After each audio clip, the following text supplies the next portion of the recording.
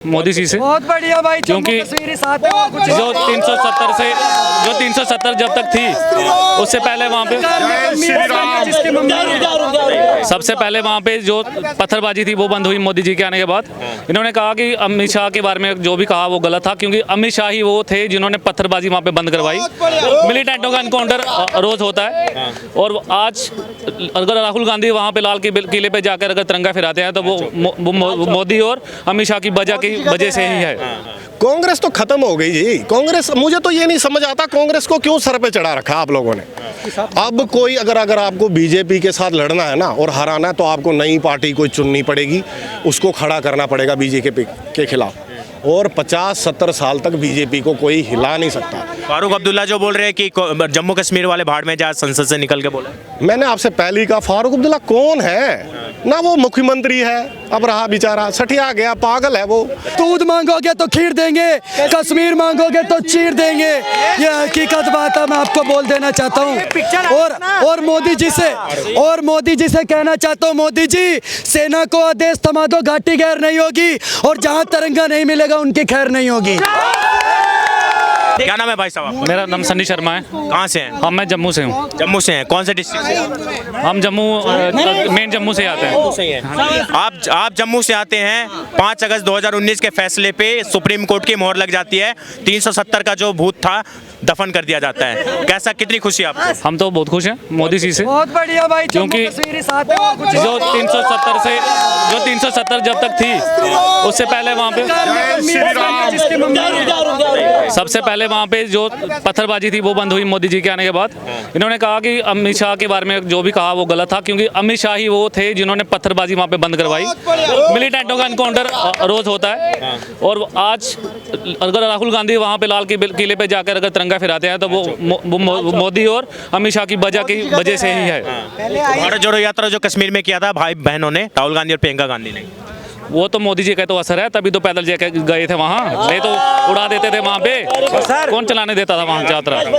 जम्मू कश्मीर पे जो ये बयानबाजी आ रही है, आज फारूक अब्दुल्ला जो पूर्व मुख्यमंत्री रहे हैं जम्मू कश्मीर के, संसद से निकल के बोलते थे जम्मू कश्मीर भाड़ में जाए, उनको मतलब नहीं है। अरे फारूक अब्दुल्ला को तो अब इस्तीफा देना चाहिए, बूढ़े हो गए हैं, उन्हें तो बैठा जम्मू कश्मीर को बोल दिया जम्मू कश्मीर वाले भाड़ में जाए। अरे वो कहाँ के, वो पाकिस्तान के हैं क्या? बयान तो उनके पाकिस्तान के साथ मैच होते हैं। अभी क्या बता, उन्होंने अपना राशन कार्ड भी पाकिस्तान का बनाया, वो हमें देखना पड़ेगा। जो जम्मू कश्मीर का नागरिक है वो हिंदुस्तान के साथ है, और जो मोदी जी ने किया है बहुत अच्छा किया है।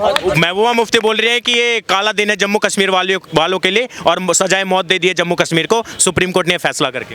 काला दिन हम लोगों के लिए नहीं है, हम लोग खुश हैं। जो परिवारवाद की पार्टी थी वो महबूबा मुफ्ती और वो एनसी, उनके लिए काला दिन है, क्योंकि उनका परिवारवाद खत्म हो चुका है। सही बात बोले भाई साहब। ठीक है, अब बीजेपी वहाँ अच्छा काम कर रही है, बहुत अच्छा काम हो रहा है।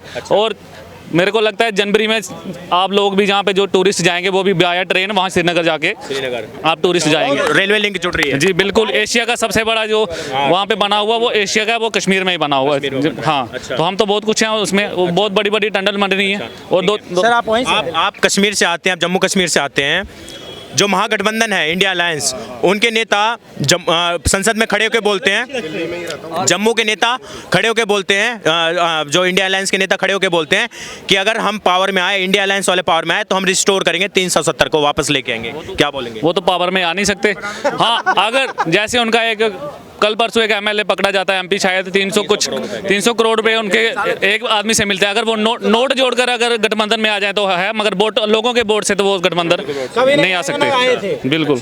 अच्छा, तो राहुल गांधी तो बोल रहे हैं कि इस बार जो है मोदी सरकार ध्यान भटकाने का काम कर रही है। असली मुद्दा तो ये है कि ये गरीबों का हक छीन रही है मोदी सरकार, और अडानी और अंबानी को अमीर बना रही है बस। अरे 1 रुपए में अगर मोदी किसी को राशन दे रहा है तो वो कैसे छीन रहा है गरीब का हक? मुझे तो नहीं लगता। अगर 5 लाख का बीमा दे रहा है तो वो तो फ्री, वो कैसे हो गया? गरीबों का ध्यान तो नहीं भटकाया जा रहा। वो तो उनके लिए तो अच्छा ही हो रहा है ना। सही हो रहा है। तो आरोप लगा रहे हैं गरीबों का हक छीन लिया 9 साल में मोदी जी ने। बिल्कुल नहीं छीना, कहाँ में तो नहीं लगता। आपके पास क्या नाम है भैया? मेरा नाम सिद्धार्थ है। कहाँ से आते हैं? मैं भी जम्मू से ही हूँ बेसिकली, तो मैं दिल्ली में रह रहा हूँ काफ़ी साल हो गए। फैसले के बाद कितने खुश है सुप्रीम कोर्ट के? देखिए बहुत इसके लिए बाद हम बहुत खुश हैं, बहुत प्रसन्न है कि ये सब हुआ है। आखिरी बात ताबूत में गया है 370। देखिए मैं बताता हूँ, जैसे आपने प्रश्न पूछा कि 370 बहुत बढ़िया आपने प्रश्न, उससे भी खतरनाक था 35 से।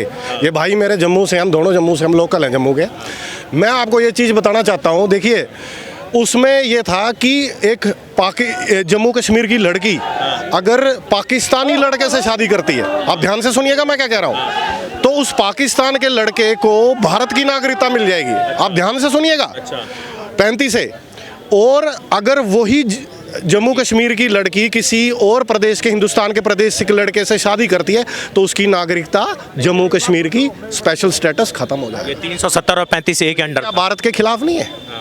अलगाववादी सब खत्म हो गए, हुर्रियत खत्म हो गई। और किन की बात करते हैं आप? फारूक अब्दुल्ला, महबूबा मुफ्ती, कौन है ये लोग? ये कौन है? शुर्पनखा और ये सब, ये लोग कौन है? ये वो लोग हैं जो आतंकवादी, मैं वहाँ का लोकल हूँ जी, ठीक है, मैंने अपनी आंखों से देखा है। ये आतंकवादियों को, यासीन मलिक और ये सब बिट्टा कराटे और ये सब, ये भाई खड़ा बिट्टा कराटे, इनको अपने घर में रखते थे। कौन है वो लोग? नेता हैं, फरिश्ते हैं, देवता हैं वो।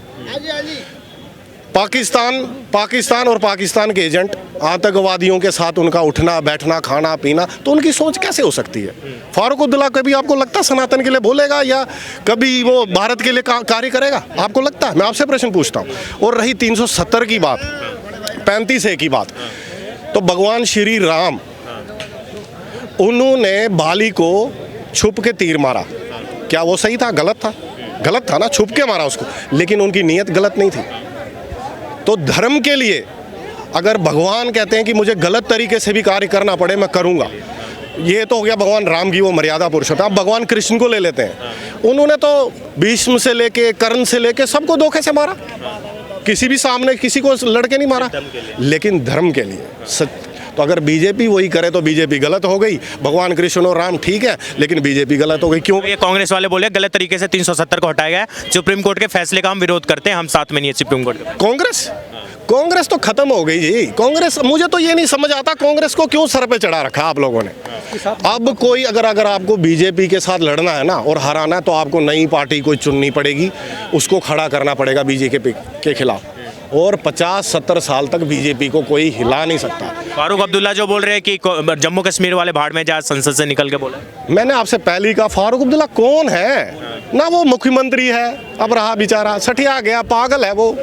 आप उसकी बात करते हैं, उसका बेटा भी आतंकवादी, वो आतंकवादी, महबूबा मुफ्ती आतंकवादी, ये सब अलगाववादी नेता हैं। पार्टी का दूसरा नाम रखने से नेशनल कॉन्फ्रेंस, पहले वो पता नहीं मुस्लिम कॉन्फ्रेंस थी, अब बताइए मुस्लिम कॉन्फ्रेंस, फिर नेशनल कॉन्फ्रेंस होगी, उनका अपना ही नहीं पता। फारूक अब्दुल्ला का बात, ये भाई खड़ा है, इससे पूछिए, उसका दादा कश्मीरी पंडित था, फारूक अब्दुल्ला का दादा। जवाहरलाल नेहरू का दादा मुसलमान था। ये तो क्या इतिहास है इनका।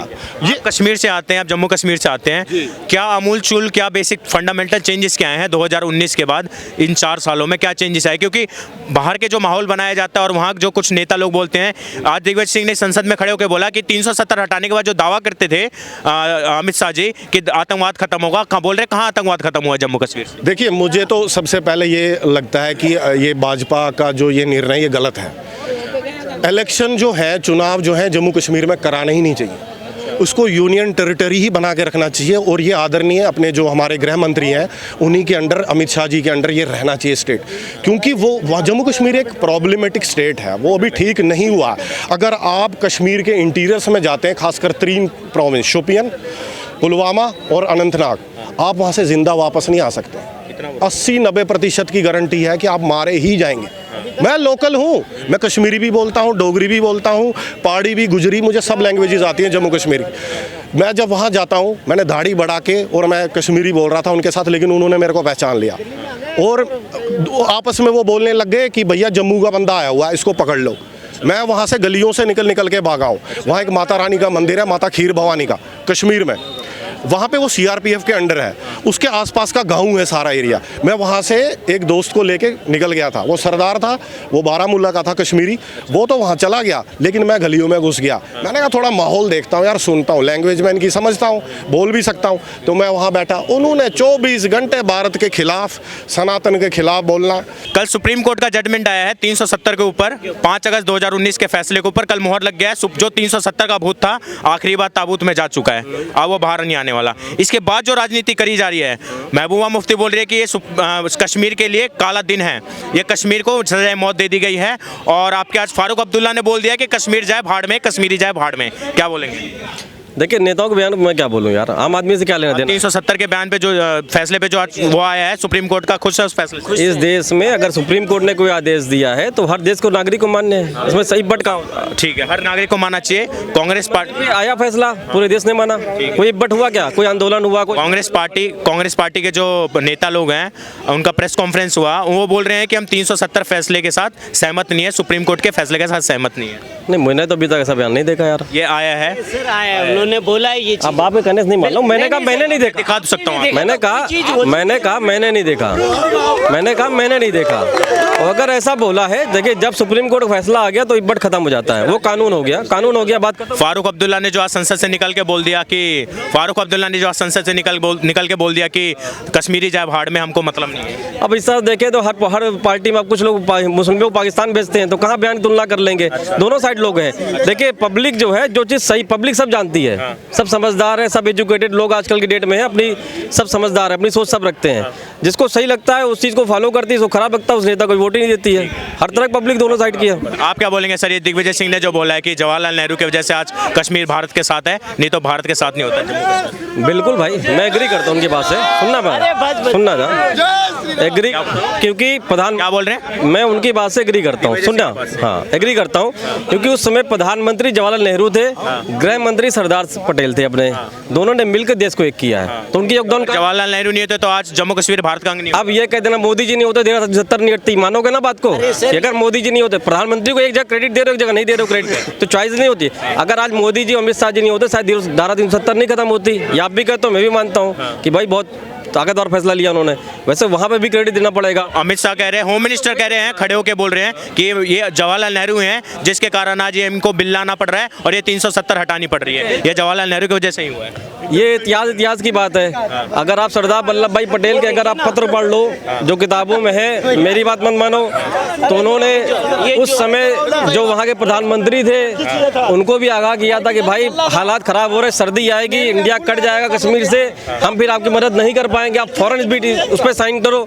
तो देखिए उस वक्त जो परिस्थितियाँ थी वो पेपर पे लिखी है। आप ये हर क्या बोलेंगे? बोले जम्मू कश्मीर आज भारत का अंग है, वो जवाहरलाल नेहरू की वजह से है। ये दिग्विजय सिंह बिल्कुल ठीक बोले। अरे भैया सीधी बात है, माननीय गृह मंत्री जी ने संसद में खड़े होकर के बोल दिया, कांग्रेसियों को मिर्ची लग गई, बाहर भाग गए सदन छोड़ करके, कि जितना भी ब्लंडर है जम्मू कश्मीर का ये सिर्फ और सिर्फ नेहरू जी की देन है। 2 दिन और सीज फायर नहीं रुकवाते तो आज वो जो पाक ऑक्युपाइड कश्मीर था वो भी हमारा होता। आज आप जम्मू कश्मीर पर बात मत करिए, आज आप पाकिस्तान के कब्जे वाले कश्मीर पर बात करिए, क्योंकि दूध मांगोगे, सुनिए, हर हर महादेव, और दूध मांगोगे तो खीर देंगे, कश्मीर मांगोगे तो चीर देंगे। ये हकीकत बात है, मैं आपको बोल देना चाहता हूँ। और मोदी जी से कहना चाहता हूँ, मोदी जी सेना को आदेश थमा दो, घाटी गैर नहीं होगी, और जहाँ तिरंगा नहीं मिलेगा उनकी खैर नहीं होगी।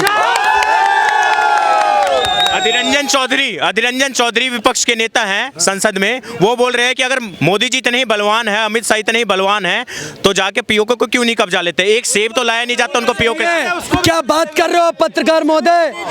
माननीय गृह मंत्री जी ने संसद से बोल दिया है कि 2024 में 24 सीटें पीओके के लिए रिजर्व कर दी हैं।